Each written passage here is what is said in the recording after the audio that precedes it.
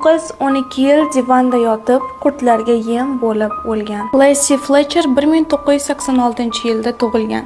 Sheyla Fletcher va Kyle Fletcherning yagona qizi. Lacey aqli zaif hamda autizm kasali bo'ladi. Aqli zaif bo'lgani uchun ham uni tengdoshlari ajratishi, ustidan kulib bully qilishi boshlaydi, chunki qolganlarga qaraganda tezkoroq bo'ladi. Lacey 14 yoshida uni ota-onasi maktabidan dokumentlarini olib ketadi.